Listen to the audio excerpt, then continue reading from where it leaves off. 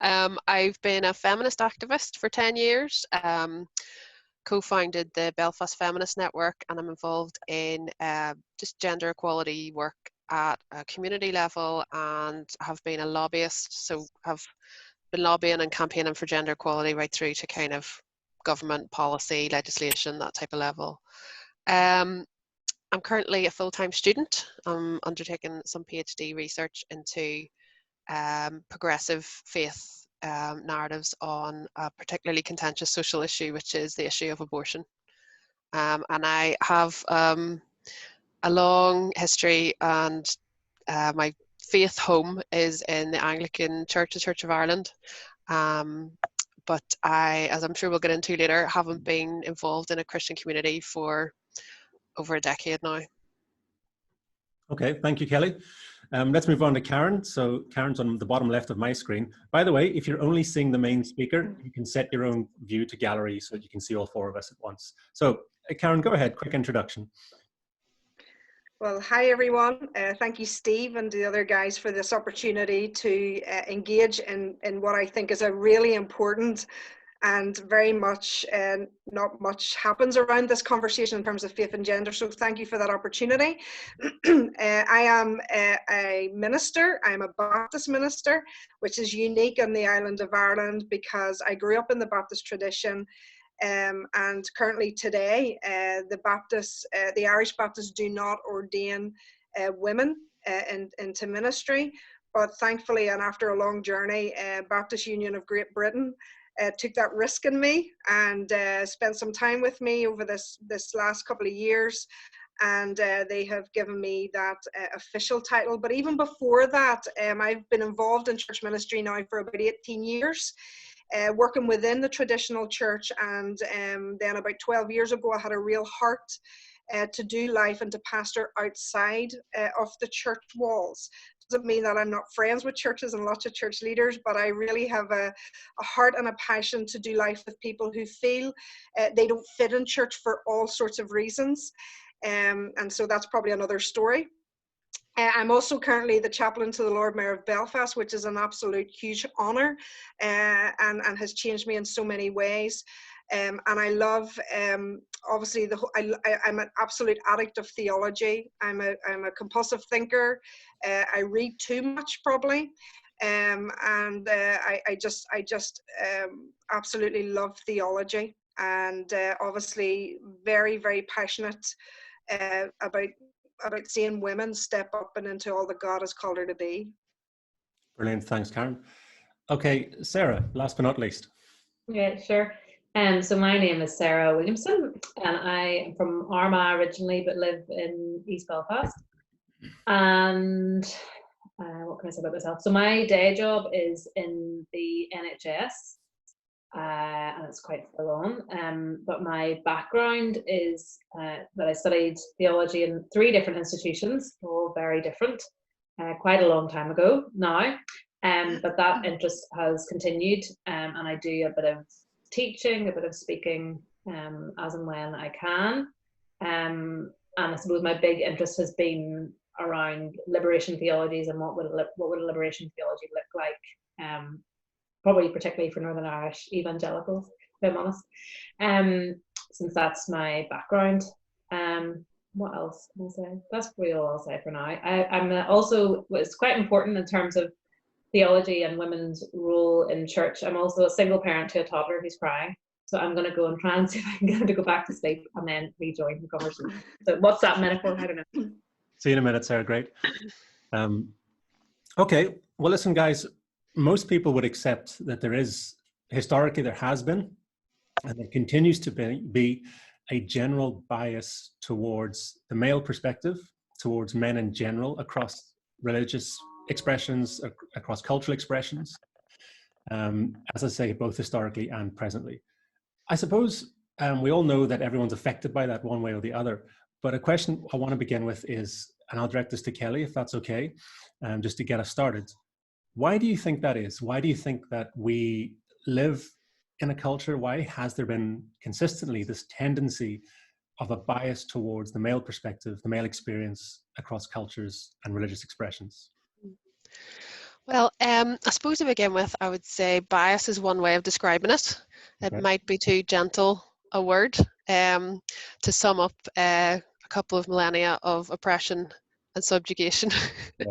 Yeah. So obviously for me as a feminist, I'm looking at the structural inequalities that women face, the fact that we live under a system, and oh my goodness, look at that gorgeous boy. He is Sorry. just darling. That we have, what we're dealing with now is the ongoing legacy of, you know, an entire society built on the subjugation of women.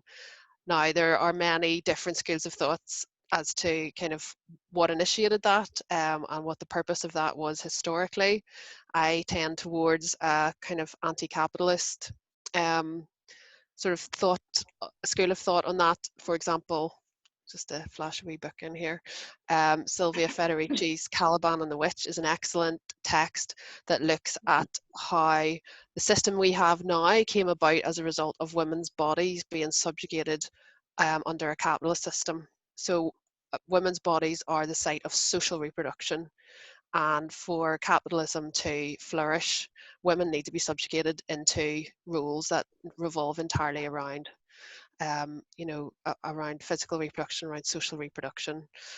And she writes about, she traces back loads of, you know, the whole history of women's oppression in line with the development of capitalism, including things like the witch trials and what was really going on there, where you had women who stepped out of those traditional rules, who refused to be bound by the expectations placed on women, and who were, you know, hounded and tortured and murdered for that.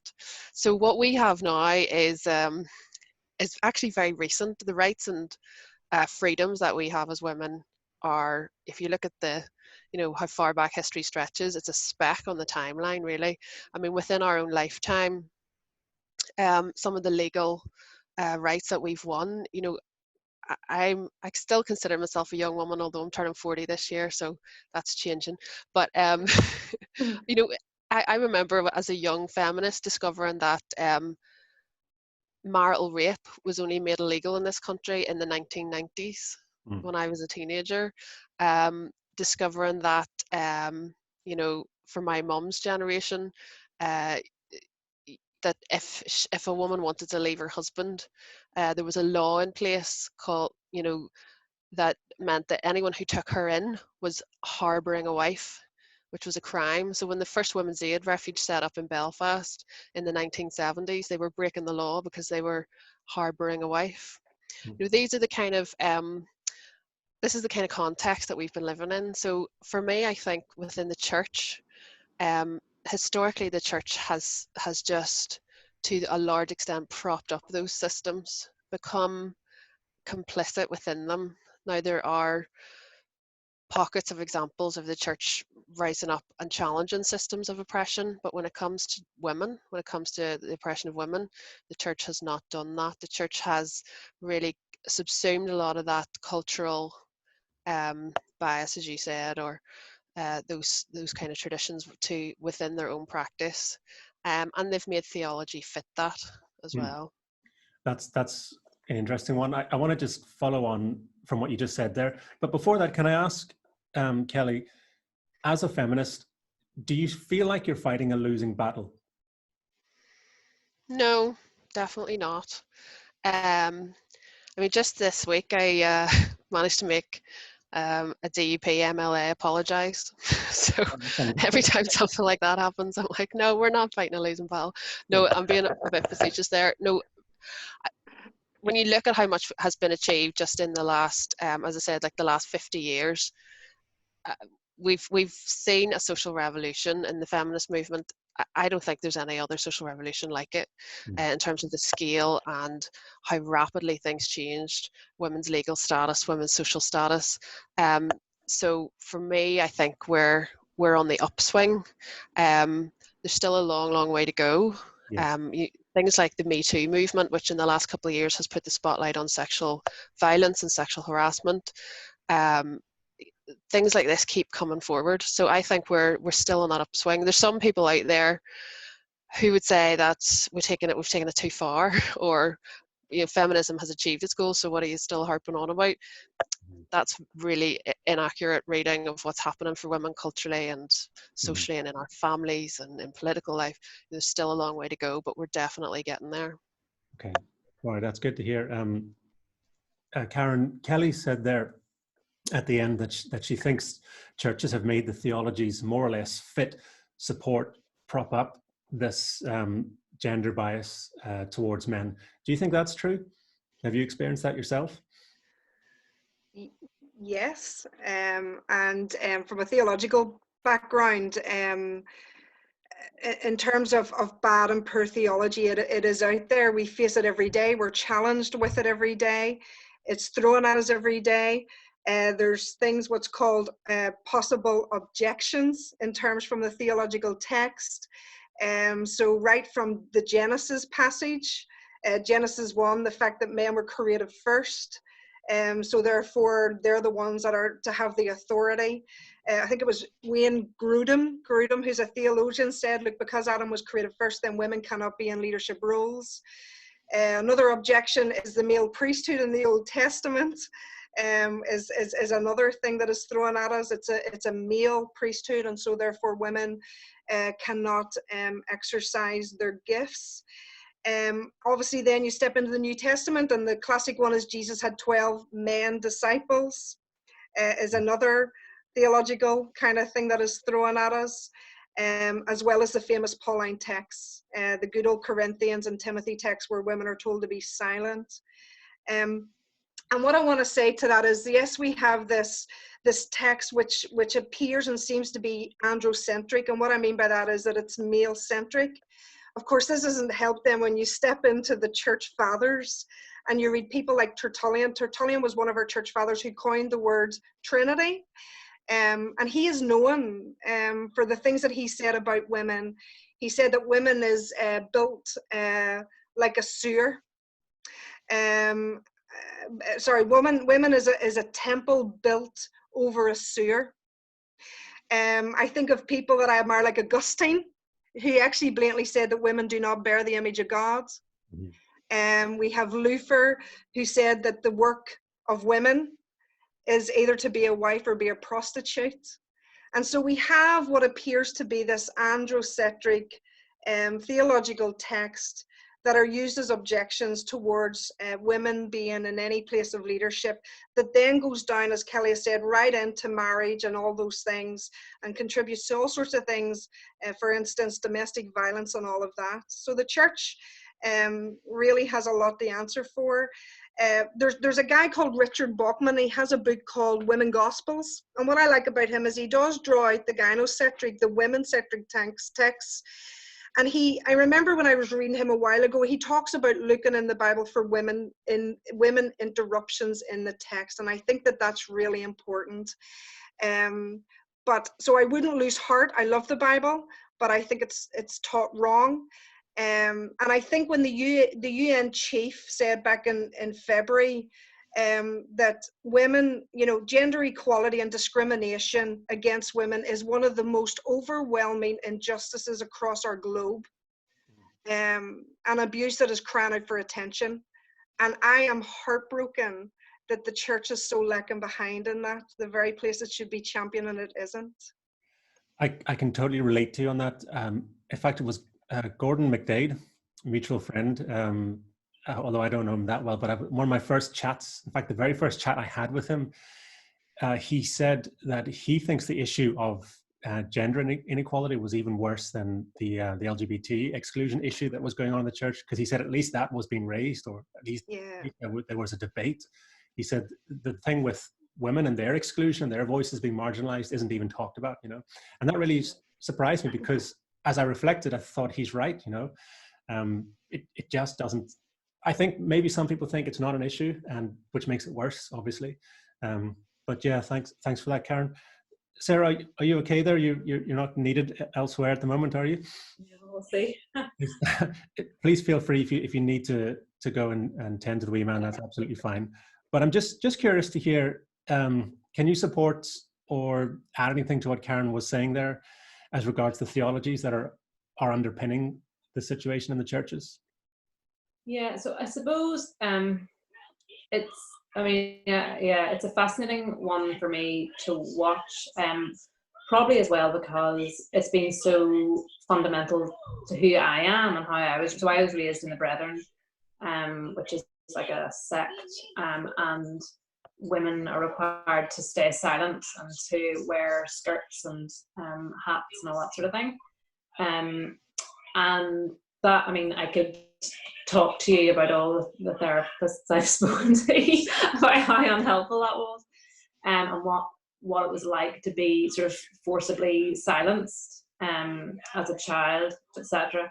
On one hand, first world problems, on the other hand, pretty significant whenever you knew that you had there's no place for your voice there, nor ever would be. So I suppose that was my opening experience. But as I've grown, I suppose watching what different churches have done with theology around women and their bodies and their voices and whether or not they're allowed to speak, and even in my 20s, kind of doing the fairly typical segue from conservative evangelicalism towards something more charismatic. There it was like the women sing harmonies in the band, maybe occasionally a woman speaks, but it's sort of very much to the side and not central. So now, as somebody who is beyond all of that and has analysed a lot of the damage that has done to lots and lots of people on lots and lots of levels, so being aware that for me it's I'm fairly resilient. What I find most problematic are churches which espouse to be kind of hip and trendy, but actually have no space for their women to speak. And I wanted to debut a poem that was written on this theme, if you'll indulge me, because it's by the incredible poet Padraig Ó Tuama. So he wrote it for me actually, and for Philippa Jordan, so two of his friends who studied theology, about these sort of hipster churches, a few of which I could walk to in about a minute and a half. So it's called "Who for Us Men and Our Salvation." You drink whiskey during poker nights. Wear shirts your granddad wore, display the ink that's on your unshaved chest, and sign your texts to me with X's. You drink coffee from a little glass after early morning yoga class. You podcast authenticity and live in parts of the city that others have disdained. You disdain. You oil your beard. You wear 1930s shoes bought for a small fortune in a place you say your granddad would have loved. Like him, you believe a woman's place is not behind the pulpit. Let her lecture in literature. Let her explore the stars. Let her drink. Let her work. But do not let her speak the verb of God in public. Let her mostly be. And to me, that sort of course, Padraig's saying it better than any of the rest of us would say it. So the damage that I think has been done to many women is both in minuscule ways and in massive ways, and it mirrors society, of course, but yet again the question should be, why is the church not leading the way? And why are certain churches, whenever they're delighted to talk about William Wilberforce and ending slavery, and delighted to abandon obviously a lot of the Old Testament, but to also abandon some of the laws around eating and acts or whatever, still maintain that a woman should, maybe not stay silent, she's allowed to harmonise, she's allowed to do the children's work, but not be in leadership or speak. So I suppose that's one of my headlines as I think about women in the church. That's very, very well said, Sarah. I'm assuming, Kelly and Karen, that you can relate to what Sarah's saying there. Yeah, I mean, I'm definitely not a theological expert like these two, but the way I've experienced it, I suppose, in my journey, particularly in the years leading up to me leaving the church, it would have been very much about the narratives that women were given. So where you could, I suppose, have a theological underpinning for that, which I wouldn't necessarily be privy to because I've not done the studying and the reading, but I could feel in my own life the narratives that were being given to me, and they were so limiting. And when Sarah was speaking there, it was reminding me that one of the things I found as I moved from being a teenager into being a young adult, I kept being given a prophecy from some of the leaders that I was involved at that stage in very much more sort of charismatic expressions of my faith than I had been in my small Church of Ireland parish where I grew up. But I kept being given this prophecy that was, you're a prayer warrior. Your role, the role that God has chosen for you, is to be a prayer warrior. And I really threw myself into that because I was very open to hearing. At that age, I really wanted a word for my life and for what I was to do. And I joined prayer teams everywhere I could. I joined the prayer team at Manifest. I joined the prayer team at Summer Madness. I was running 24/7 prayer events everywhere. And it's only when I look back and I analyse the kind of messages that I was being given versus the messages and the narratives that my male counterparts were being given, that you sort of realise, what does it actually mean to say to women, you're going to be a prayer warrior and these guys are going to be leading? Like, prayer warrior is kind of the spiritual equivalent of saying you're like the back office support team. And that's not, I'm being slightly facetious, but like, prayer is a really important thing, part of people's faith. But there was just this whole thing around it that, like, you couldn't possibly be someone who'd be up front leading, but you're articulate and you're obviously very passionate, so we'll put you in the prayer team and you can spur everybody on. And so it's things like that you just start to look back on and go, somebody decided that was the narrative to give to women. That doesn't just come from God. Yeah. I just refuse to believe that it's that much of a kind of blanket approach that on the basis of your gender, those are the kind of things God would decide.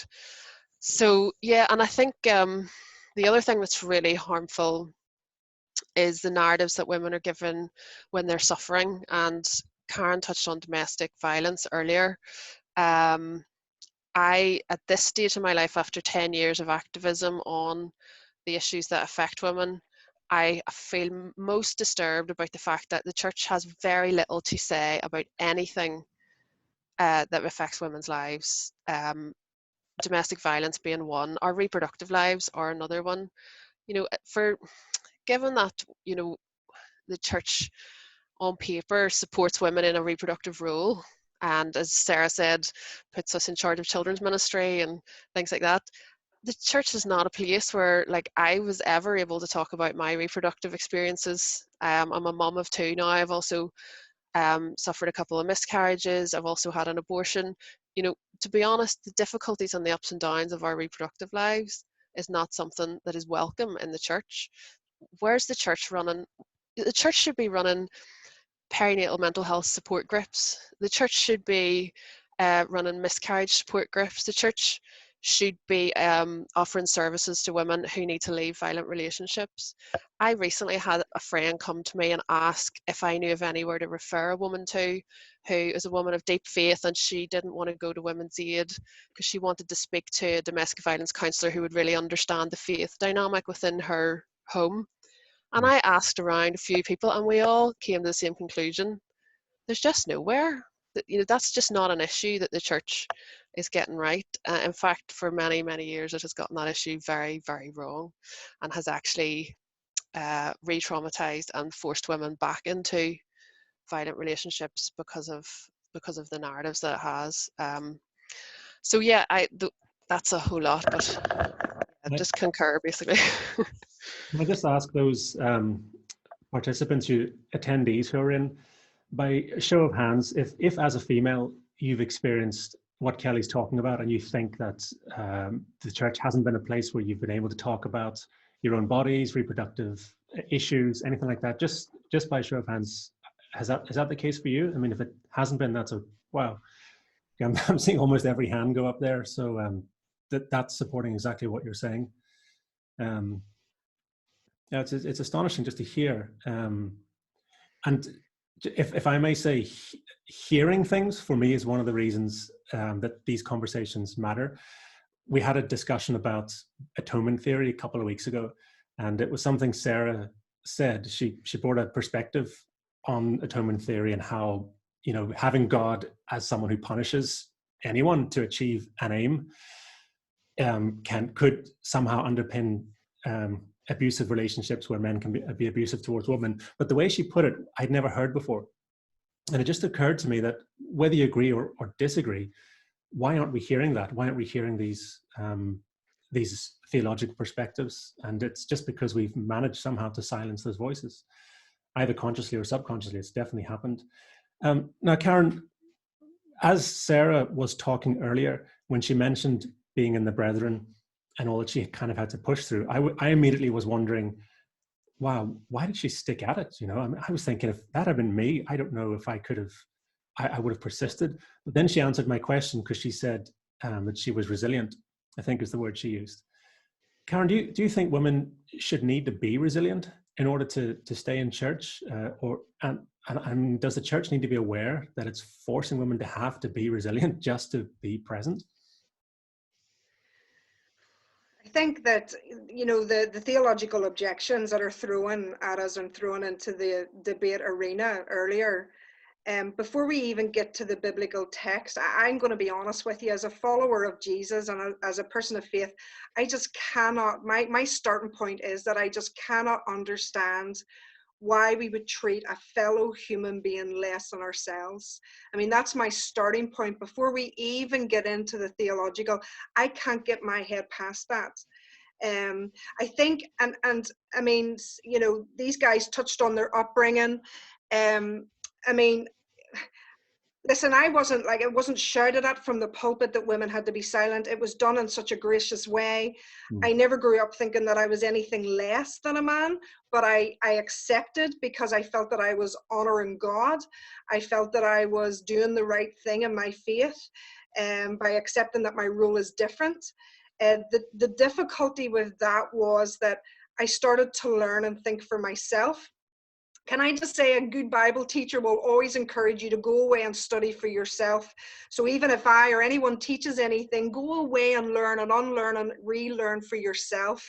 So for me, doing the original languages of Hebrew and Greek, for me, studying all those objections there, was really important to me, but is still missing today in the church. It really is. It's still very androcentric. All the teaching is very much, and we're losing and missing out what I was saying, Richard Bulkman was saying, those women interruptions, because she is there. And even when you try then to go through these passages, and we can do that, I think we should do that some other night. That would be fascinating to look at the male priesthood, because it's not about throwing out the Bible. There's so much we can learn. And as Kelly said, life is messy, life is hard, and the Bible is messy and hard because it's full of messed up people like you and I. But we sanitize it. We're scared to think outside it. We're scared to think beyond it. We're scared to think widely, because somehow, particularly in this culture, we think that we're abandoning what we believe truth to be. Well, I would say you need to read more, and you need to get out more. You need to get your sandals on and walk some dusty roads and begin to not be frightened to ask those hard questions. Unfortunately, today, that is harder for women. That really is. There are amazing theologians long before we arrived on this planet have produced so much material. But I think my starting point isn't that tragic that we have to justify, that we have to be resilient. I think resilience is something male and female need. I think that God's idea is partnership. It's never about us putting down men. It's about women taking up her rightful place and position in God's mission for us. And so I think resilience is one of those things. The problem that happened with me was when I was hitting my late teens, it was sort of identified that I could talk, and that I asked the most horrendous questions, that the guy who was my youth leader gave me away on my wedding day, and he said I was like a pain in the ass to him because I asked every hard question. It was always like, but I don't get that. Why can't women do it? I don't understand that. But that took me a long way. But what was interesting is that those people that were in my life then are not in my life now, and are not supportive of what I do. And I think for me, it's not about changing everybody's view, because we're not going to do it. But the difficulty and the starting place here in this context on Ireland is that we cannot disagree and debate well. And that frightens me, because we've lost what it means to be a people of unity, that you and I can disagree, but actually you can't cheer me on. You have to choose your camp and say, well, Karen really isn't a minister. So it's all those everyday things that we're up against. But I think, I mean, Sarah's absolutely right. Can I be honest? I would not choose this in my life. I have to be really honest. I think I'd like to be a politician, or I'd love to be a lawyer. And trust me, those days. And my biggest fear in life would be if any of my two daughters came to me and said I would like to be in ministry. I honestly, I wouldn't choose this, but I think that history shows that I just am so heartbroken that in 2020 we have to have this conversation. Forget the theology, though that's important and we need to get to that at some stage. I just can't believe that we have to have a conversation about can women lead. What on earth have we done to the gospel? Yeah, and as we're saying, the church of all places, it shouldn't just not exist there. The church should be. I mean, this is a generalization, but in general, I think men have a tendency historically more towards settling matters through physical force, strength, violence. You know, if you go way back and even today, and whenever Jesus started removing that option as a way of resolving things from his followers, you know, like when Peter grabs his sword and Jesus says, no, that's not how we do it. You know, if you're struck in the cheek, turn the other one. Jesus consistently removed the option for strength, power, violence as a means to deal with a situation, right? I remember thinking, well, if that's what men mostly do, then we're going to need to listen to women to help us with alternative ways of dealing with conflict or issues. And I've always thought, it's always surprised me why the church isn't a more female-led environment, because just for that one reason in particular, is that as Christians, we're meant to come up with creative ways of dealing with conflict that don't rely on force and coercion, all that stuff. And I know it's a generalization, but I think women have a head start on creative thinking around issues of conflict.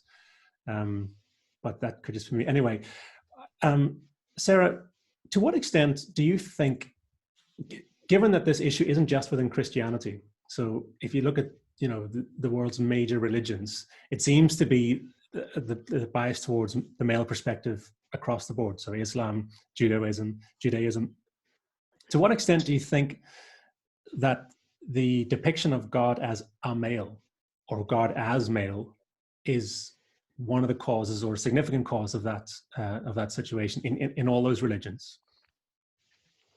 I mean, yeah, so one of the big feminist theologians, Mary Daly, said, if God is male, then male is God, you know. So that's at the heart of it all. I guess, I don't know, did the religion start it? Did society start it? To me, it seems like it's a societal thing that the church has taken on.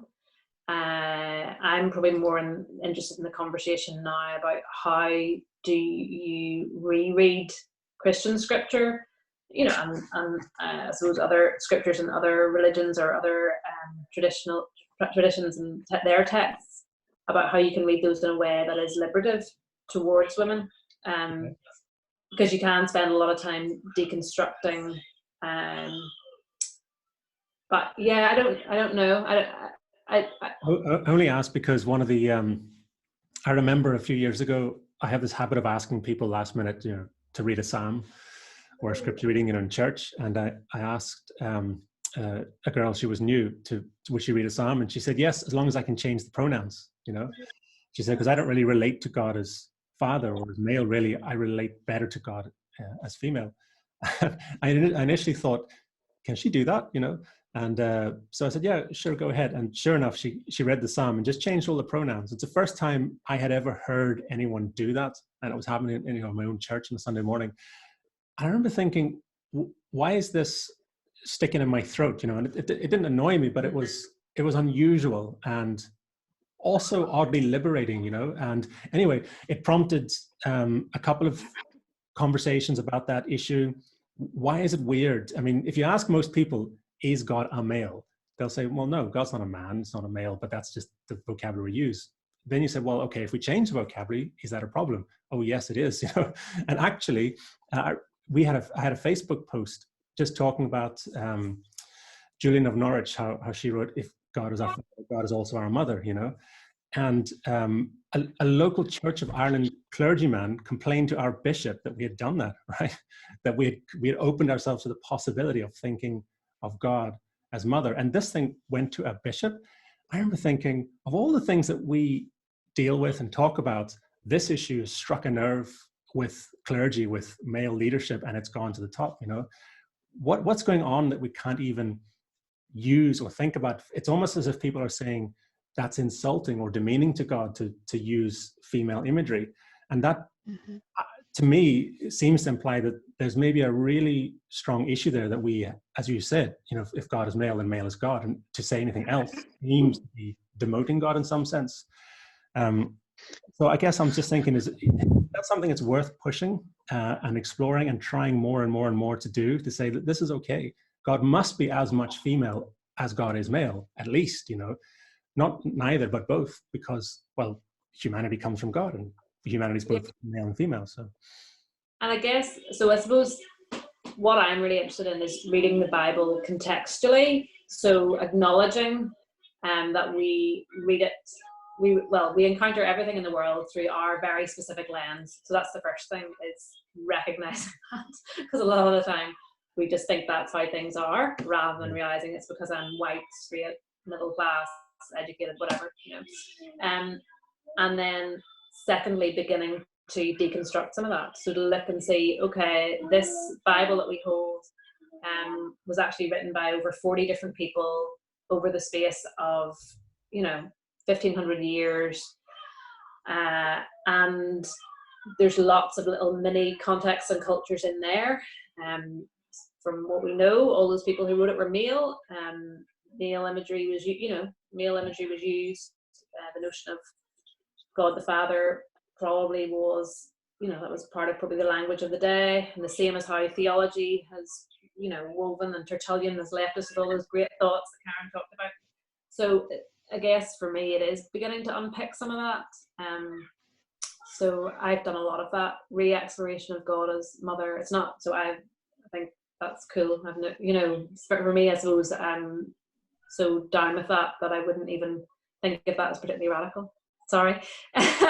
So, and I guess what I'd be encouraging is if there are people on this journey to begin to explore that, to unpick, why is that troubling? Like, what have I been taught that I would find so problematic? If, you know, that to pray to our mother, you know, God the Mother, or whatever, to, you know, to play with the Lord's Prayer, or to think about God our sister, like just to begin to think in different ways. Yeah. I think that could be an incredibly liberative thing, but also then to unpick why have I been conditioned to think of God as a white, let's be clear, a white man, a white old man. So there's all sort of age dynamics there, sitting in the clouds or whatever. Like, what's that about? Yes. Because actually what that's doing is limiting God to our human understanding. So one of the big things for me in my faith journey was realizing that God must be beyond anything that I can comprehend, because otherwise that thing is not God, because it, you know, it is capable of human comprehension. So yeah, that would be something I would encourage, is to begin realizing it's all a construct. Kelly probably like that from a sort of sociological perspective, but so much of what we see and think about the world is construct, you know, is a construct. Yeah. Sorry, go ahead, Kelly. Well, I did like that, Sarah. That was awesome. But I think that it's just good old-fashioned sexism. The fact that people struggle to conceive of God as anything other than male. And there's a lot of social research that's very recent research that demonstrates, I can't remember the exact figures, but the majority of people, particularly in Western countries like the United States and some Western European countries, select a male voice for their Siri or their GPS because they can't handle being given directions by a woman, because they find a male voice more authoritative. These things are so deeply ingrained in us because, as Sarah talked about, it's the social conditioning that's been there from the day we're born. We're encountering that. Personally, I think that conceiving of God without a gender is probably tending towards the most accurate way to understand God, if there is one. I think it's people who are choosing to take on a more expansive idea of God who feel more comfortable with these conversations. People who have a more fundamentalist faith or traditional faith probably find it difficult. I personally, I do sometimes still think of God as male or talk about God as male for one reason, and that is that it helps me deal with his flaws. It's easier for me to look at the world and the mess that it's in and believe that maybe God's just a man, because uh, I cannot really conceive that a God who was a woman would allow things to be in the state that they are. Now, I don't really believe that that's how God works, but on my frustrated days when I'm struggling with some new tragedy that has come across my path, then that's what I tend towards. Okay. Karen, any thoughts on that? I know I quoted Augustine and those guys and give them a bit of a hard time earlier, but actually they were also very well known to use feminine terms of God and referred to him as mother in terms of care and all of that. So I think in terms of the biblical text, we need to remember we're dealing with a patriarchal setting. Always go to your cultural setting. And so it was a setting where, where women were perceived to be for childbearing and for raising family and practicing hospitality. It was a society and a culture where Jewish men prayed that they were thankful they weren't a woman. And also then it was a culture where her voice wasn't even heard in a court, where she was uneducated. I mean, that's our starting point when we come to the biblical text. Okay. But you need to remember, and I love that Augustine says, I think it's something like, if you have understood, then what you have understood is not God. The starting point for me when I come to the biblical text is that God is genderless. So I personally don't have a problem with him being referred to he, because in the likes of Genesis, we're told that men and women are created in his image. I think it's in Deuteronomy, it talks about God giving birth to Israel. Even the name Yahweh is feminine as well as masculine. Yah is feminine. Yahweh is masculine. Isn't it in Proverbs, the feminine use of the word Sophia is used in terms of wisdom and the Holy Spirit?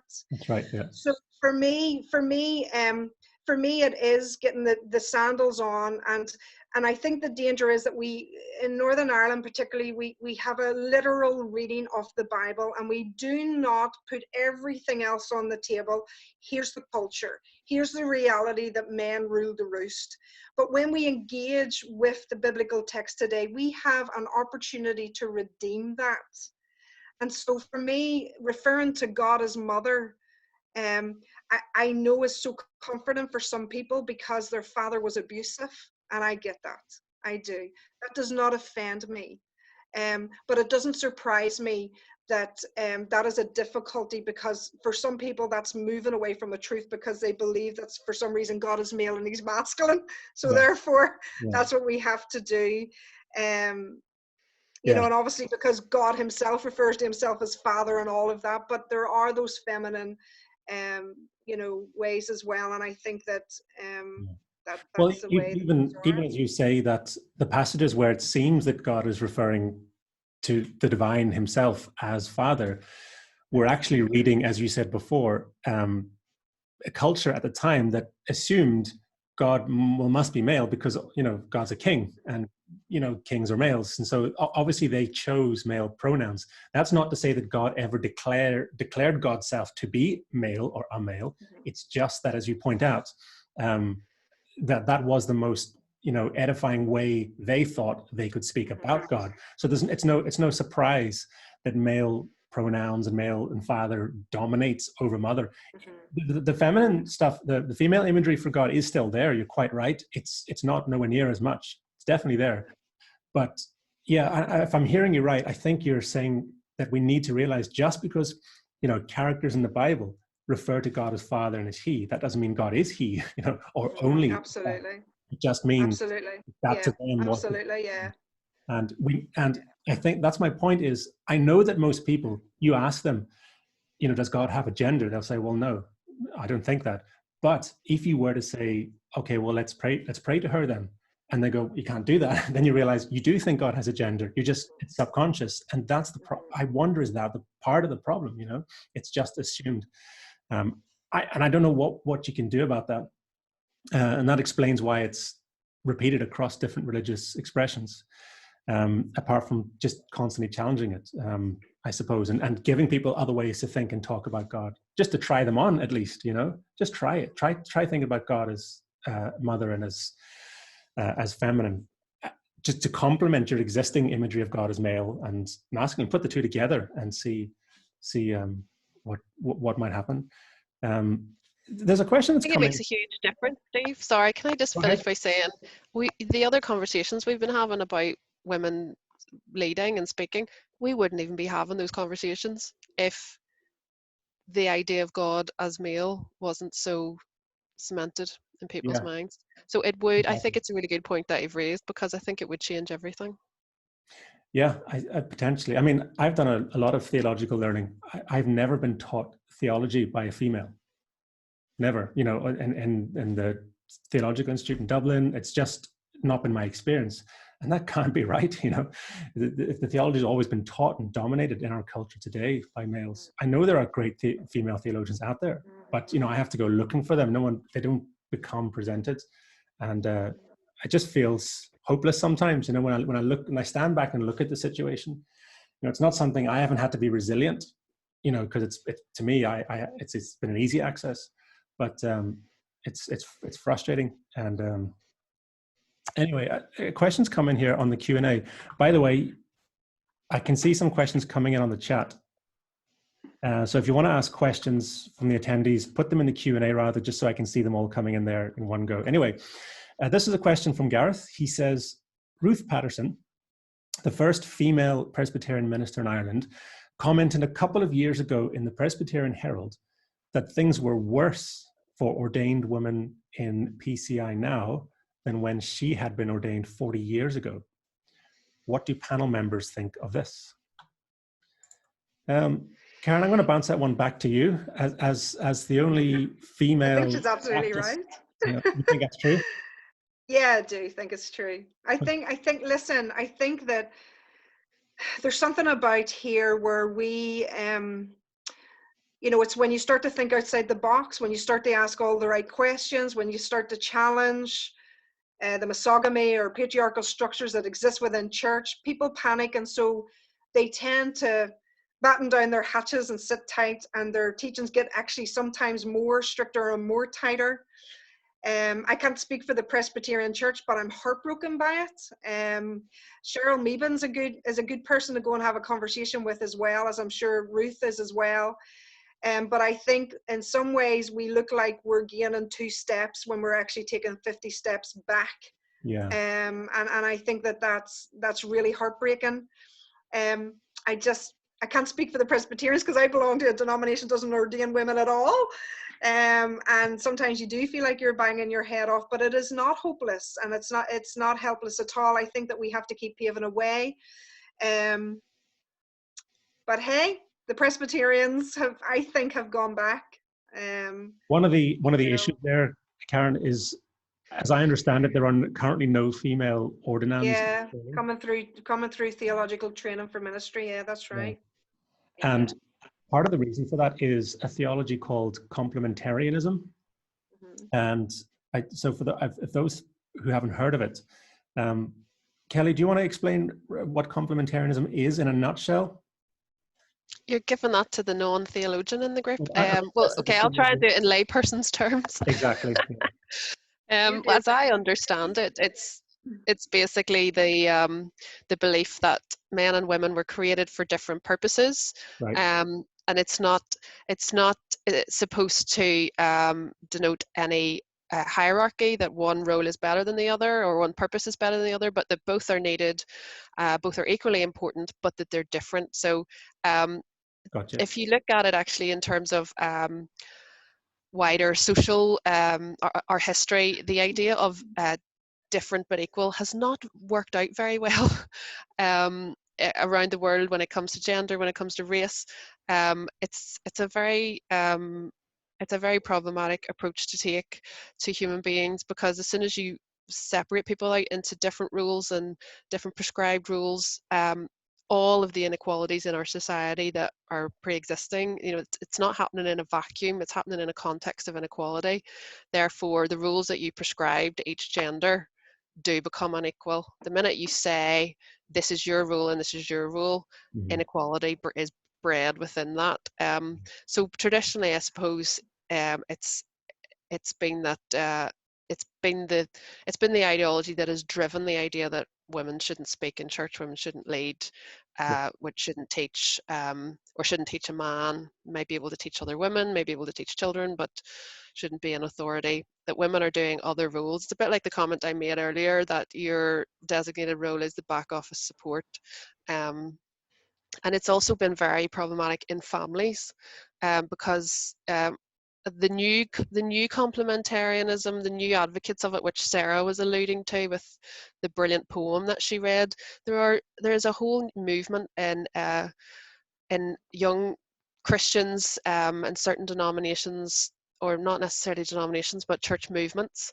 It's quite well known that the Acts 29 movement, which started in America, has been embroiled with a kind of controversy around complementarianism, and it plays out in the church community, but it also plays out in the family. I've met a lot of young Christians who really genuinely believe that the man should be the head of the home. Actually, one of the last speaking engagements I did before I kind of finally officially left the church, or took a bit of a hiatus, or as Karen described it to me once, detoxed, was I was asked to speak at Summer Madness on a panel that was entitled "Is the Bible Sexist?" And we had had this brilliant, rich discussion, much like we've had here tonight. And then it went to the Q&A, and a young man in the audience put his hand up, and the first question that he wanted to ask was, me and my girlfriend are getting married soon, and I know that the Bible's really clear that the man should be the head of the household and should lead his wife. And I just want to know, do you have any advice as to how I could do that in a sensitive way? And I just wanted to take my mic off and walk off the stage. This is a message that is it's kind of had a revival. I think, 30 years of feminism maybe kind of put it to bed a wee bit, but we're getting these young Christians coming through, being tainted by this idea of complementarianism, genuinely believing that they can tell their wives, what to do, where they're going to live, what job they're going to do, that the decision making within the home is the man's. And it's just in case anybody out there isn't clear, it's nonsense, it's harmful, it's dangerous, and it's pretty repugnant. Yeah. But I think what I would add to that, Kelly, and that's absolutely brilliant, is that how many church services have we attended where we've heard the whole passage in terms of in terms of authority and submission really cracked open and taught properly? I haven't heard many. I don't think I've heard any, actually. No. And that's what I'm saying. We need to put our sandals on and rewalk some dusty roads. And that's why I referred to Richard Bachman, that women are there. She is in the passage. We can redeem the Bible. But women aren't even given a room. And it doesn't have to be just with women voices. Guys can do it as well. But the whole, in terms of domestic violence, Kelly, you touched on this earlier, all that patriarchal structures in a survey done by Jordanstown showed that it contributed, that teaching and the teachings of the church contributed to domestic violence. Listen, as church leaders, if that does not make us say, okay, do you know what, let's get a table, let's get men and women together, let's rethink our theology and debate this out. Because if we're putting out things out there that are saying, listen, the man is the head, so you're so therefore less. When a man feels weak because he doesn't appear to be the head, when this results in people scared to leave abusive marriages because we're told to stick in our marriages, all this teaching is damaging. And Kelly, you're absolutely right. And I'm just worried and I'm fearful that we are not hearing fresh and new voices. And I think, I hope and pray that we do. And I hope and pray that guys have the courage to step up and do this, because this is on us. Let me tell you something, call that a prophetic word if you weren't, but this is on us, and how we're treating the gospel and what we're putting out into our communities. And I am with the UN officer. This is one of the greatest injustices in the world, is gender equality. And I just think really in 2020, we have to have this conversation. So we do need resilience, and we need to keep pushing forward. But we can't be scared of the texts that we think are patriarchal. We can't be scared to face them. Let's do it. Let's talk about it. Let's redeem this. Absolutely because right. Yeah. Jesus is the one, you know, he stepped in and he said, you know, he's the one that redeemed it. But even the Pauline texts are taken out of context and out of place and taught one way. Yeah. And if people can't see the damage and effects of that, then God have mercy on us, you know? Yeah. I mean, Karen, as you say, given the potential for even a small amount of damage, let alone the huge amount that is actually done, why aren't we tackling this? Because the thing is, it's not even that hard to do the theology. The theology is not even complicated to understand the context. Like even the example Kelly just gave there. And that's why I asked Kelly earlier on if you sometimes feel like you're fighting a losing battle, you know, with questions like that. Yes, you can pick up a Bible and you can read passages about a man being the head of the household. But 2,000 years ago, that was literally the case, where men owned assets and were responsible for land, and stuff was passed on through male heirs and so on. And men could divorce and take women, but women couldn't divorce and take men. So obviously there was some cultural practice there that required a man to be in charge of whatever they were doing, plus all sorts of other bias behind the scenes. And it just takes about 10 minutes to read that and go, oh, that's what's going on there.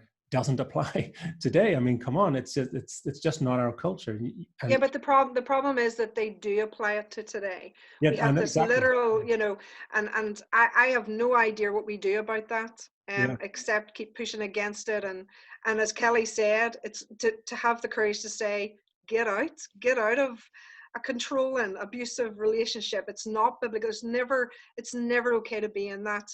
And the challenge then is for women. Yeah. If you know, are you going to sit in a church that doesn't allow you to be who you are in every part of ministry in that church? Those are all good questions, you know. Well, actually, on that question, Karen, a question came in for you.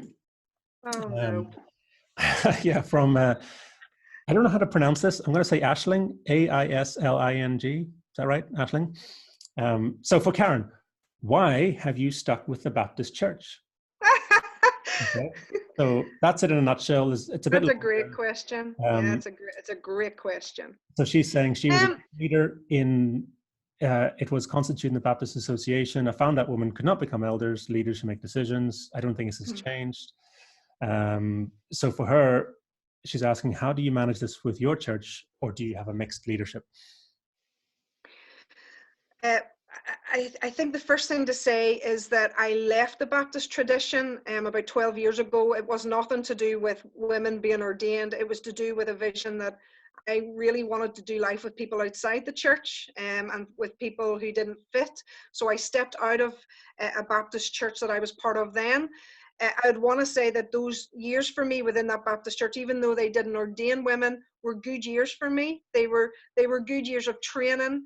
There were some very difficult times, but I look back and it did shape and mold me in a way that you know, that I'm thankful for. And so whenever I stepped out back in, I think it was 2008, 2009, I stepped out with a kind of a leadership umbrella that would stand over the work that I was doing in terms of peace and reconciliation and theology and all sorts of things. So I wasn't technically a Baptist, if I'm really honest, and my Baptist friends may be listening to this. I hate labels and I hate all that denominational stuff. However, I've always been, I'm a fan of the church. I don't want to lose hope in it. I love the church. I love the local church. I think churches are doing great things. They could be better, couldn't we all?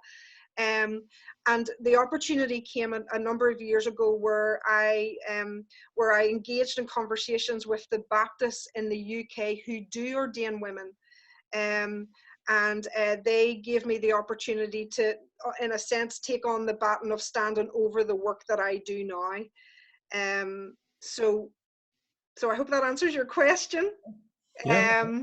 But if you're in Ireland and you're a Baptist and you feel called into ordained ministry, you can't do that there. But come and have a conversation with me and a cup of coffee. There are ways to pave this forward. But for me, being ordained per se with a denomination wasn't important to me. I had the right people as mentors and people standing over the work that I was doing. I was kind of had hands laid on me in a formal setting, was ordained years ago, and I kind of always wore the title I'm interdenominational. But it's only now that the Baptists have kind of put this umbrella over me, and I'm thankful for that. And they've done it knowing every part of the work that I'm involved in with their blessing, and so I'm really thankful for that. So in a sense, it's a bigger umbrella that's over me, but not accepted at all by the Irish Baptists. Okay, thanks, Karen. Kelly, I'll field this one over towards you. Oh, by the way, just before that, Sarah says, our Sarah McCann, in the Q&A says, I have never heard the passage in Peter preached on that says, husbands, God won't listen to your prayers if you don't treat your wife as your equal. 1 Peter 3, verse 7. So she's just pointing out that, yes, while you get those, complementarian verses, you very rarely hear these ones, Okay, yeah. So Kelly, I was going to ask you, this also from Sarah, as it happens. How, if at all, did having children affect your faith and or theology?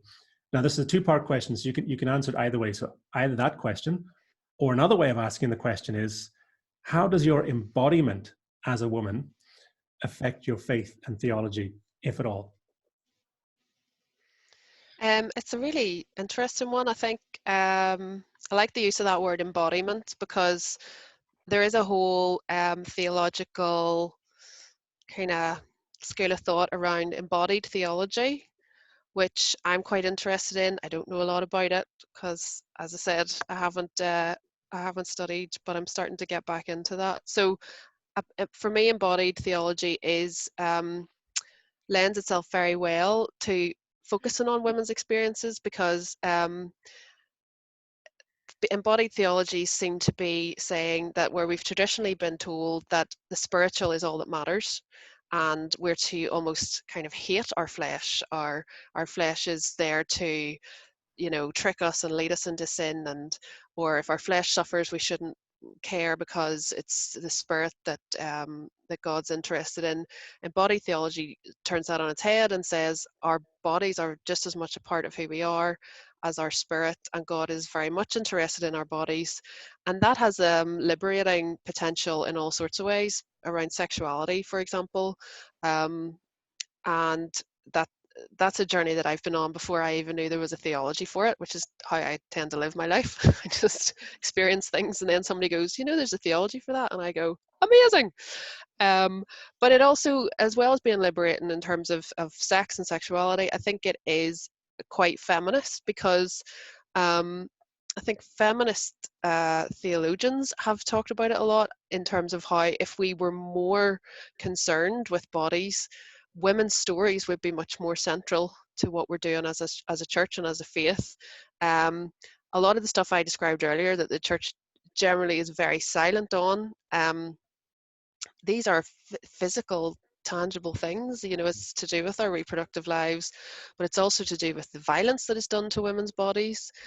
So for me, yes, absolutely, the experience of my body being bringing forth new life, or in other cases not fulfilling the potential of that life for different reasons, those all had a huge impact on my faith, just in the same way that my faith is a lens through which I interpret all the things that happen to me in my life.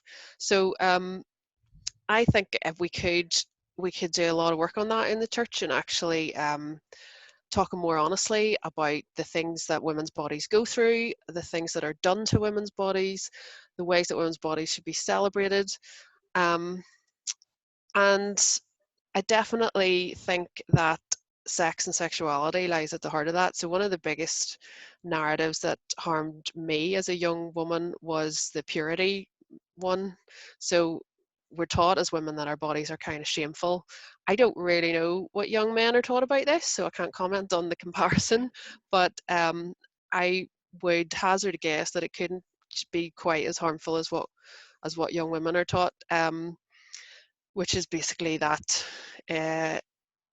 sex is completely out of bounds for you. So for me as a teenager who didn't relate to that at all, I think I was kind of marked at an early an early stage in my sort of teenage years as being someone who would needed to be watched because I asked questions Yeah. about the sex and sexuality stuff. And just to answer you, just if you hold that thought, but you were wondering about what the for young men how that was yeah, experienced. It's just is it laden with all that shame? no, completely the opposite. I mean, there is for young men there is sex and masturbation, and particularly as a teenager, is talked about in quite shameful ways. But with the purity thing, I remember it as well. And the women were told to keep themselves pure, and we were told make sure you marry a pure girl, right? So there was no sense of, is the man pure? For me, it was make sure she's pure, and I didn't even occur to me at the time how ridiculous that was, that I couldn't be tainted, but she could be, and it's bizarre. And even you go back as in the Old Testament, the Levitical codes, a woman has every month, 2 weeks where she's impure and has to stay away and has to go through rituals every single month, reminded that there's something wrong with her body or sinful or impure. And that seems to have carried right through even to now, talking about purity and versus impurity. And it's always definitely been a female preoccupation. I don't mean preoccupied by females, but put onto them. And I just, as an adult now thinking back, it's been complete nonsense, and we must have done a lot of damage the way that was all talked about. For me, I think it's probably the number one issue that I carry baggage about and pain about personally, and for my peers as well. The shame that's put onto women, and the impunity that existed for a lot of men. I've said this to a few people. I think if the evangelical church in Northern Ireland ever had a Me Too moment, where women started to speak out about the things they experienced in churches, in church youth groups, Yeah. where they were preyed on by older men within their peer group.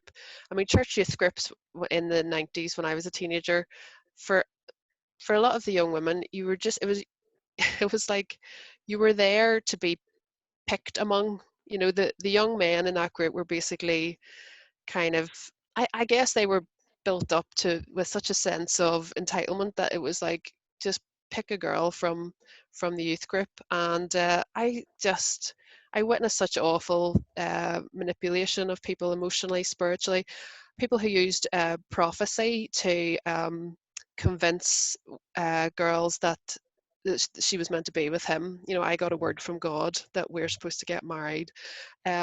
Really damaging stuff. And some of my peers from that time, we still get together and talk about that now. And I have friends who have PTSD from the kind of things that they experienced, particularly where there were men in church leadership who groomed them and who manipulated them into sexual relationships, and who then told them that it was all their doing, or that that Satan had got into their relationship and made it impure, and they had to apologize for their role in that when they were essentially children.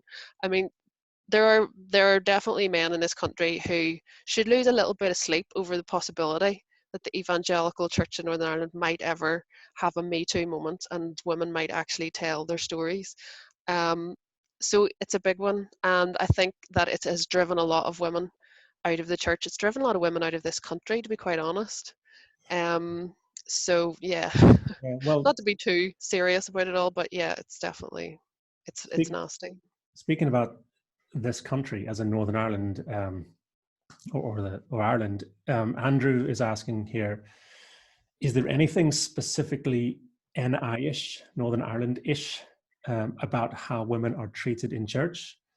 And is there anything specifically Northern Irish-ish that can be done about it? So what do you guys think? Sarah, since you've just joined us, maybe you can field that one. Do you think that Northern Ireland has a particular way in which women are treated in church versus elsewhere? I know you've traveled a bit, so maybe you can give a... I mean, yes and no. I think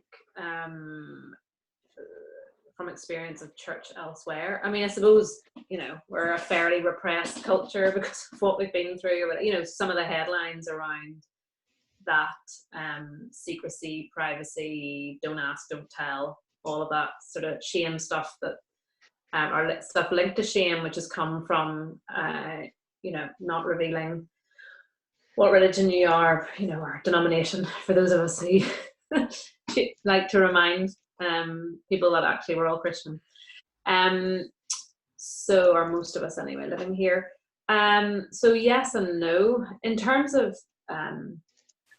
the potential for liberation, I think it's really interesting in the time that we're in now, where somehow we have managed to flatten the curve really significantly more than our neighbours across the water, certainly, and also our slightly in terms of our neighbours on this island. So there is something around the community element and the family network and the social network that we have here that means that some things are possible. I don't know. And like, why do a lot of Northern Ireland's bright young thinkers all drift back here whenever they, you know, hit mid-20s or whatever? At least that's what Karen's hoping for her daughters. And because there's something about here that is magical and repressed at the same time. Anyway, so I mean, it's a really vague answer. But maybe would be what I would say, but it will take courage. It will take some of us to speak up, and it'll probably take some of us, and I'm speaking to me here, to have the conversation at the Christmas dinner table or the Easter dinner table, or to push ourselves rather than just kind of sitting in polite disagreement. So do you think there's a sort of a squeamishness in a relatively small culture as well, that, you know, people know you, and people are going to know who you are. You can't be an anonymous, you know, a person who's a whistleblower or anything. And not coming from Northern Ireland originally, having growing up in Africa, I definitely think there's something secretive, or you certainly don't say things, or you're a bit more careful about religious expressions in various ways, as you were saying, Sarah. And I think wherever you see pockets of secrecy and awkwardness about talking about difficult subjects, there's always the potential for abuse to happen there, or coercion to happen. And as you say, that's probably not unique to Northern Ireland, but there is probably a slightly Northern Irish-ish way to do it. You know? And I think, so for me, it's a particular privilege to be on a panel with these two. You're both sitting beneath me on my screen, because both these women have made themselves hugely vulnerable, speak up for women in different contexts, in different ways, and on different platforms, and receive a lot of abuse and flack for it. So thank you, Karen. Thank you, Kelly. Because thank you. Well, but I suppose I see myself more as the example of somebody who needs to figure out the small ways, to take the small and courageous moments to say something. And because otherwise it's easy for the rest of us to sit and go, gosh, I'm really glad that, you know, look at that thread on Facebook that Karen's facing after whatever message your man sent her, or there's Kelly on Stephen Nolan again. Gosh, let me turn it, you know? So, but to those of us who are listening, I count myself on that, to this panel tonight, figuring out what are the courageous ways that we can join the conversation that the two of you are involved in, because that's the only way that it'll change. But we all have such huge social networks but that's where the potential is. Every time if there's something that's really, hitting at me that has come on Nolan or something, I mean, if you ask my husband, it's the same story. I go, I'm not commenting. I'm not going to say anything. And I can't help it. It just comes out of me. I genuinely cannot help it. And I think it just has to be, the root of that for me is injustice, and the pain of that. And I think that girl asked about having kids. Listen, I have 2 daughters. And listen, if what I do doesn't touch the life of anyone else, it for them is the important people. For me, on a personal level, I want them to grow up with a faith and not feel that they're limited just because they're girls, because they're women. But as Sarah has said, that equals daily abuse, which a male colleague said to me recently, like, I don't think anyone, I would never, I've said things like that, but I wouldn't receive those emails or those comments. So there still is this,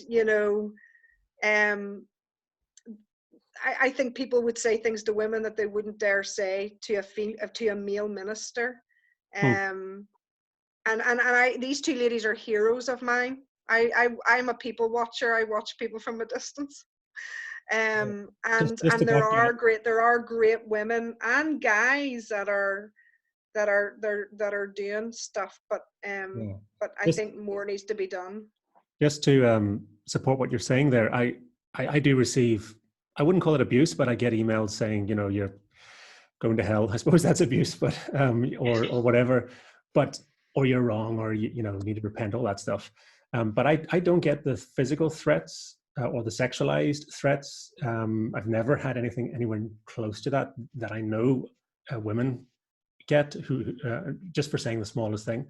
And this is from the Christian community. I know. I mean, it's horrific. That's the devastating thing. This isn't Jimmy on the street. This is from people who are gospel people. And is it just men? A question here is coming from Martin. Are you also getting kickback from women as well, Karen? Yeah, I remember years ago meeting a friend and a mentor, and she said to me, Karen, I want you to be really careful, because yes, the hits from men come, but trust me, they will come from women. And I remember walking away and thinking, isn't that a strange thing to say? But boy, was she right. Yeah. I would get messages from women saying, look, why are you saying this? We're happy with who we are. We're confident in who God has created us. We don't want to be teaching and preaching. And, so there is that type of thing as well. And actually, do you know what? I completely respect that. I really do. If we have these conversations and people come out of it with a different perspective, then, as I said earlier, my grievance is that you cannot cheer me on just like I can cheer you on. And my heart in doing this is that I don't want to see women oppressed by the church, or by anyone in society. And I love what Kelly said. Could you imagine the hashtag Me Too? Yeah. Or the hashtag things that Christian women here in Ireland? That would be a good one to do. That was a big American one. And I think we should set that up. Things that Christian women here in Ireland, I think we'll do that after this. But listen, for me to say that the abuse doesn't get to me would be wrong. It does. I remember asking a politician friend of mine, who I know who's publicly humiliated all the time, and I remember saying to him, does it ever get into your spirit? And he just said to me, Karen, no, you have to guard your spirit. And this wasn't particularly a guy of faith, but I've never forgot that. And for me, I think I just cannot stop because of injustice. Yeah. I just can't. Kelly, I know we've got about 10 or 15 minutes maximum left here, but a question, I think it's a great question. Lots being said about what women can do in terms of speaking out and remaining resilient, but how can men be better allies for women? And I think this is also what I was getting at when I asked earlier. Sarah mentioned that she was resilient, and I was wondering, why should she have to be? what can men in particular do that would help us be better allies? Okay, well, I've got a few practical things that I always have to hand on that question because any opportunity. I think the first thing is to really examine your own beliefs and your own values. So maybe that's through what Karen has suggested, the need for the conversations to happen. So I think every man in the church needs to put his values and beliefs through the ringer to just really check that he's fully on board, because sometimes I have encountered men who think that they're on board with gender equality within the church or generally, and then when you test that, when that's put to the test on issues that are maybe they're less conscious of their bias, then you see that start to come out. So I think that's the first thing, is really read women theologians, read women. There's brilliant feminist Christian ethicists who write on social issues. You know, understand the world from women's perspective by reading women. And then in terms of practical things we can do within our church communities, really simple. I think the first thing should be to always strive for parity in any kind of platforms. So you know, we should be looking for gender balance, and it can sound tokenistic sometimes. You know, oh, we're just going to if we've got 3 men, then we need to have 3 women. But it's about creating a culture in the long term that when you get in the habit of doing that, then it becomes gender equality in your spaces becomes much more natural. So that, you know, if there's a committee being set up for something, don't have it be 6 men and 1 woman. There needs to be an expectation that you will have equal representation, and you can do that for other groups as well that are marginalized because of their identity. There's other priorities too that need to be taken into account. So strive for parity. And the second one, and this is something I really try and get people to practice in the online world. So I curate a feminist Facebook group, and there's quite a few men in it who are feminist allies, but we give them a rule, which is, if you're wanting to post something in the group, if you read down the wall and the last 3 things that were posted were all posted by men, then you're not allowed to post your thing until 3 women have posted. So take your article that you're dying to tell everybody about and keep it for a day or 2, and then you can post it. And I think we should practice that in our physical spaces too. If you're in a discussion group and the last 3 people that spoke were all men, and you're a man, just be quiet until some women have spoken. And so we talk a lot about women stepping up and taking space and taking space in different platforms, but men have to be prepared to give up their platforms too. 100%. For women to speak more, men have to be prepared to not speak as much. It's just basic kind of maths, I suppose. So that can be the hardest part, to be quite honest. You know, is men losing a little bit in helping women gain. And we always say with equality, you know, it's not about, you know, there's no winners and losers. To make it really work, men do have to be prepared to give up a little bit of that space and a little bit of that platform. I so wish more people would say what you've just said. And it's not just maths, it's actually gospel. Because, you know, repeatedly the message is, even in Mary's song, you know, the kings you've brought down and the poor you've lifted up. It isn't about all a rising tide floating all boats. It's about some boats going down. You know, it's about the rich. The more embedded we are in power structures, the more we have to give those up. And in our case, that disproportionately is males. You know, in terms of church leadership currently. I know male and female are social constructs. I get it, but and we could all do well probably to put that whole binary thing to one side at some point, but we're a long way from that being the cultural norm, I think. So I completely take what you're saying. Men do have to not just say, oh, we'll bring all the women up to us. There has to be a letting go somewhere, a willingness to let go. And but then isn't that the gospel? This is the thing that really frustrates me, is because that's exactly what Jesus says over and over again. You know, if you want to be the first, be the last. You know, it's not like a brand new idea. And if you're going to be a church leader, you should be the first one who knows that, you know. So priests, ministers, come on. You should be amening what you're saying there. And, you know, it shouldn't be you having to say it. You know, it should just be the norm. Sorry, I didn't mean to interrupt you there, but no, it's perfect. Really important. What was that it then? So that's your seek for parity, be willing to create space, and don't post 3 in a row, three articles in a row, and make the tea. And make the tea every second. Yeah. I think something else came in here. Oh yeah, something came in earlier, but this is from Jade. Okay, so Jade, we're going to come to a close with this one. She says it's been touched on, and this was a while ago, so maybe we've dealt with it already, but it would be helpful to hear more about the impact of intersectionality for women within faith settings. I'm going to be honest, I don't know what intersectionality means exactly, so that's why I didn't ask it before. I'm not sure. Who wants to have a go at that? Would it be helpful to hear more about the impact of intersectionality for women within faith settings? Sarah, you want to have a go at that? I want to say, Kelly, do you want to define it so that we hear exactly how Okay. sociologists are speaking these days? Sorry. I should know this one because it's part of my PhD. Okay.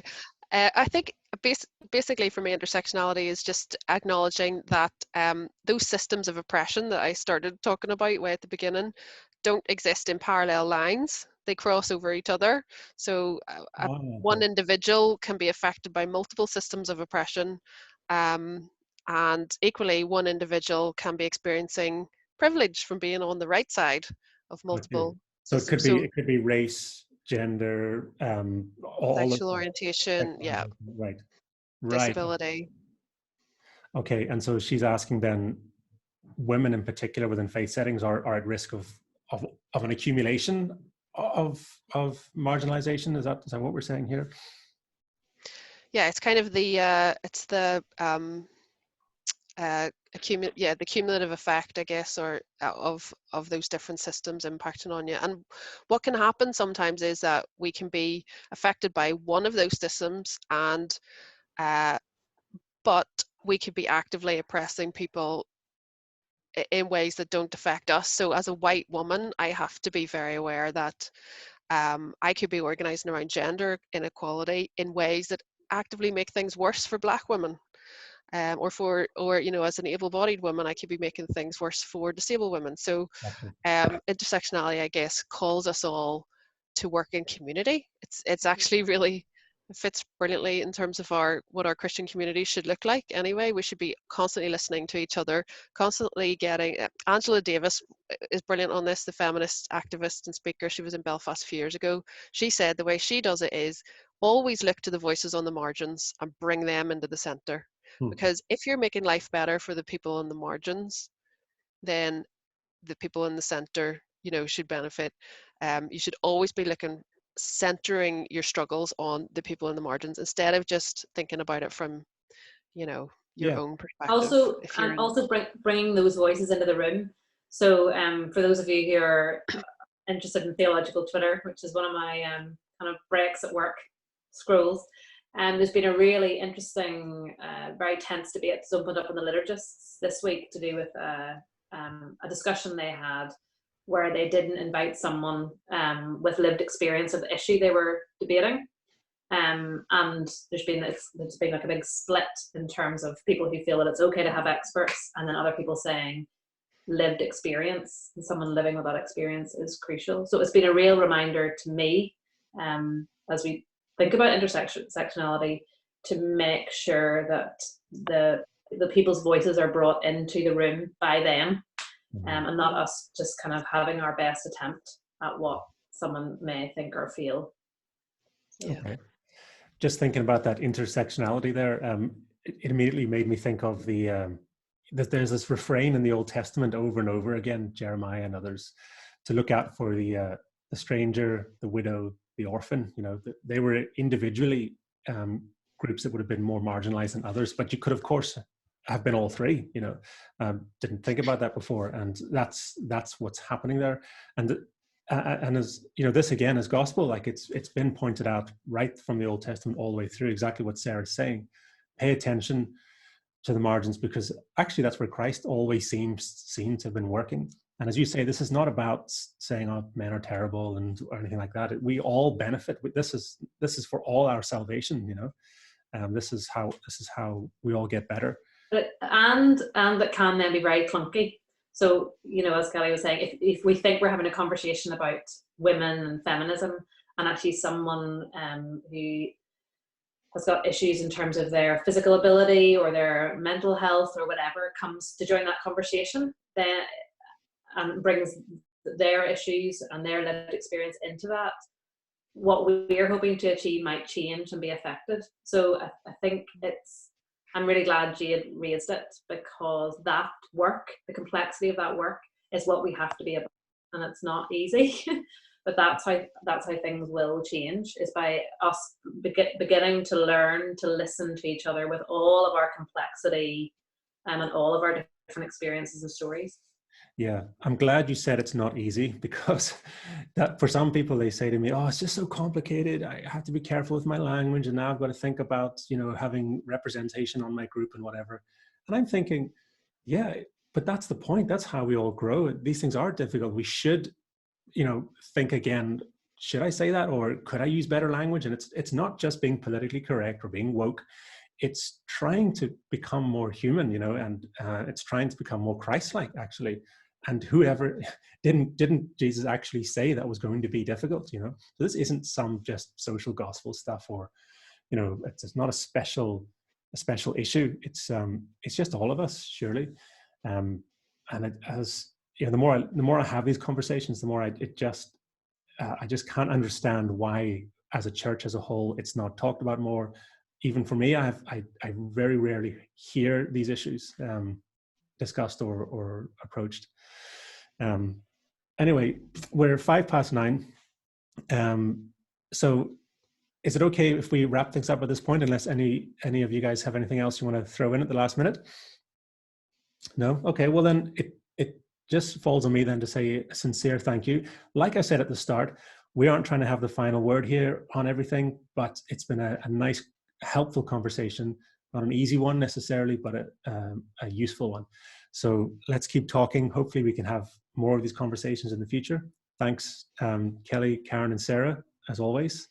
And have a good night, and we'll talk to you soon. Thank you if you dialed in. Good having you. There should be a recording of this on YouTube if you missed the beginning or you want to catch up. Just go to the Harbour Faith YouTube channel and you'll find it there. So from me, grace and peace, and we'll talk again soon.